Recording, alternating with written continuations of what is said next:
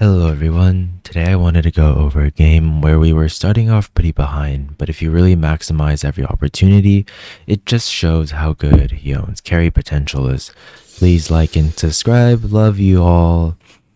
The focus of this video is less than lane, but well actually it's a big mix of both, but also breaking down some of the macro details and maybe more teamfight micro.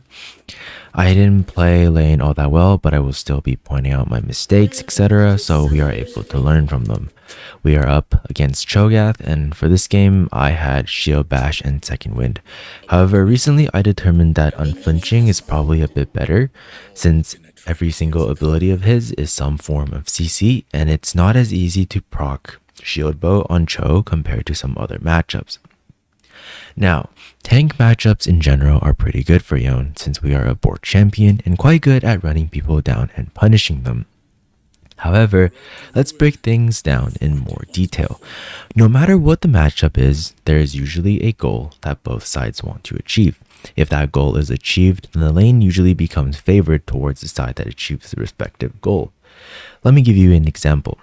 Fundamentally, how does Yone trade with tanks? Well, tanks wants to take short trades with Yone, while Yone wants to take extended trades to maximize damage. So from this, we are able to understand the goal of both sides. What comes up next is how to achieve this goal. For our specific example, the key lies in the wave state. If the tank is able to keep the wave in front of their turret, not only can they poke, but also farm safely while Yone is subjected to ganks. If Yone is able to keep the wave pushing towards him, the tank will have to put themselves in a more vulnerable position that gives us more opportunities.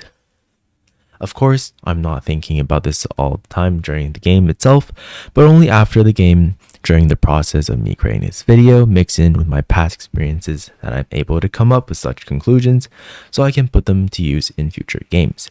In fact, you'll see how Cho was able to achieve this goal in his game. Anyways, let's start. I don't immediately walk up since I'm not sure what he started, but he was this close to lane, so probably not Q. We try our best to avoid being hit and poking at the same time. Here we drag away, don't give him grasp auto proc. I think I could have been more aggressive here and go in on him, but since he had likely gotten level 2 first, I decided not to. Auto attack him for when he goes for the minion. And as you can see, the wave is already under his turret. Then from his sustained passive, the constant poke, and my mistake of getting hit by turret, by the time the wave was reset, my HP is now less than his.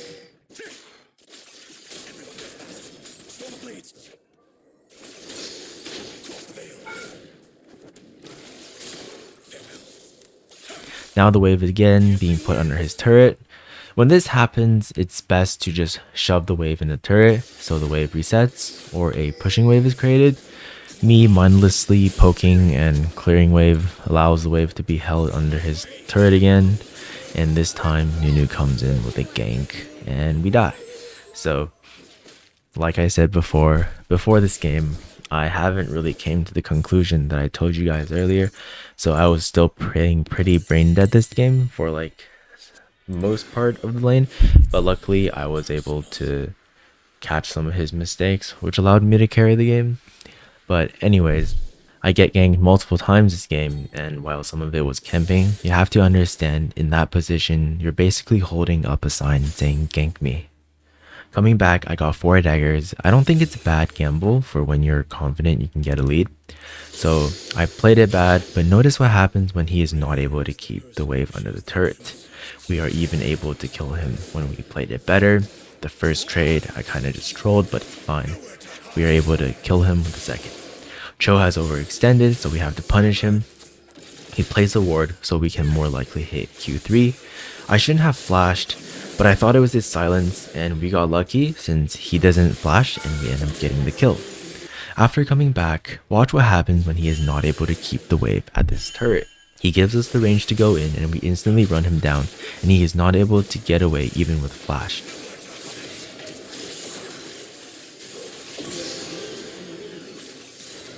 Now here I should have left since Nunu cook grubs and he is nowhere to be seen, so it's not a big surprise he is around. TPing to lane, we gap close with Q3 and instantly run him down. since he used silence and Q. We try to set up with a dive with Q3, but we likely die to his ult if we kept going in, so just back off. Ivern comes for a gank, but I think Cho had him on vision, so he just bases, and so do we after taking a plate.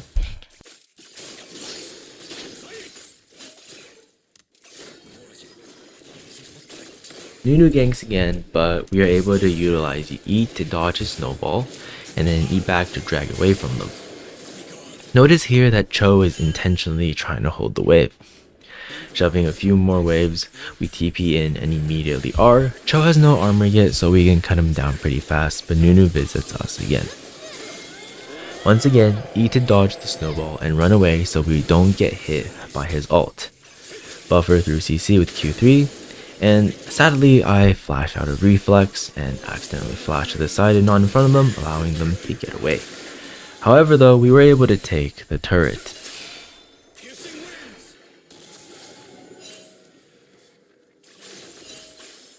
I had a feeling they were waiting for me, so I E up to test. Q3 hits Cho, but he already got away, and staying further would kill us since Nunu had snowball and Cho's CC was coming through. But luckily, Karma doesn't respect us and we get a free kill.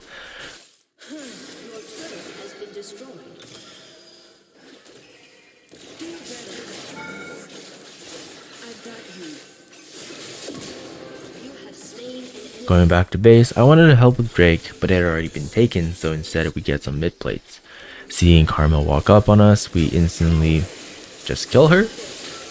I wanted to dive Jin with the wave crashing, but Nunu comes, so we just use our old strategy of dodging snowball and dragging R with our E and finishing him off with our ult. I transitioned to bot lane to hold turret.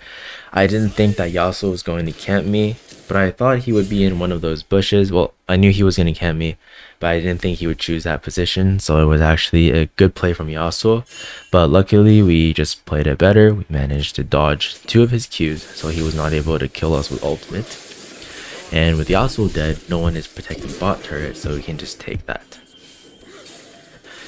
Seeing our team come over, I decided to camp Yasuo and kill him again. He almost got me with shield bow, but unfortunately he lacked some damage.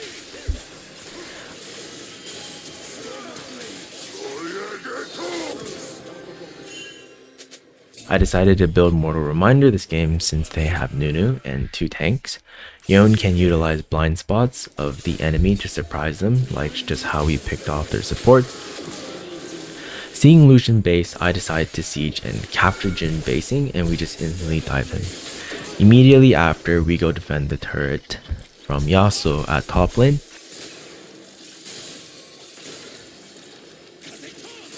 I slightly miscalculated and had my Q3 blocked by Windwall, but I knew I had shield bow, so he didn't have enough damage to kill me, and we ended up killing him instead.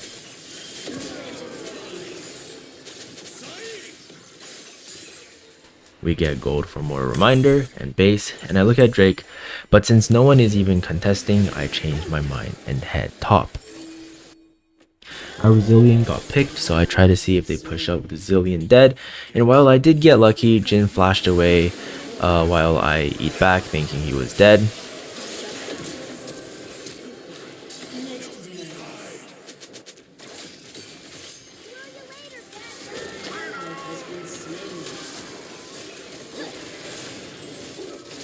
At this point, I was still skeptical of the game because we are like 16 versus 15, and I had 11 of our kills. Us all dying also gave them the chance to take Baron, but coming to top lane again, while I was looking for a kill angle on Yasuo, the enemy collapsed on me, but my team was hovering as well. While I did land a pretty good ult, I ended up getting CC'd, so everyone ended up just leaving.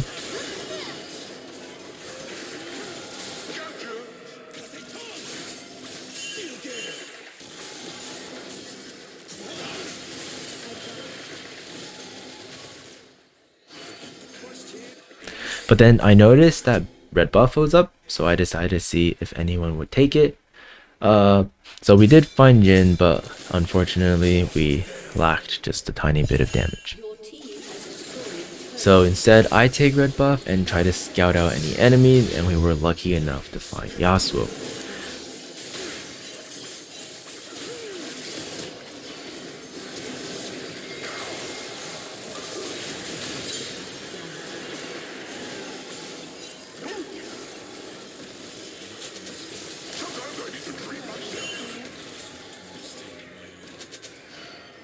I decided to build a sigil for some defense, and Serpent's Fang next because of Karma, Nunu's ult, and Yasuo. For some reason, they had started Baron, so we instantly contest.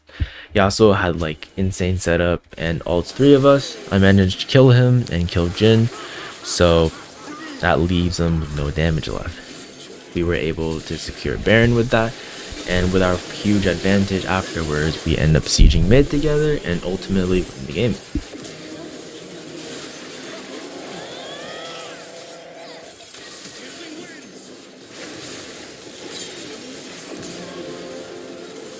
Thank you for watching, guys.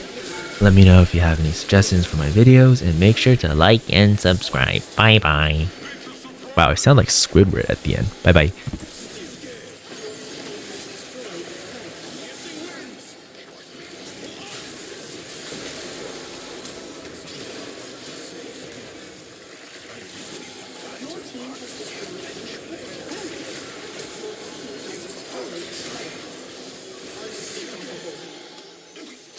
A summoner has disconnected.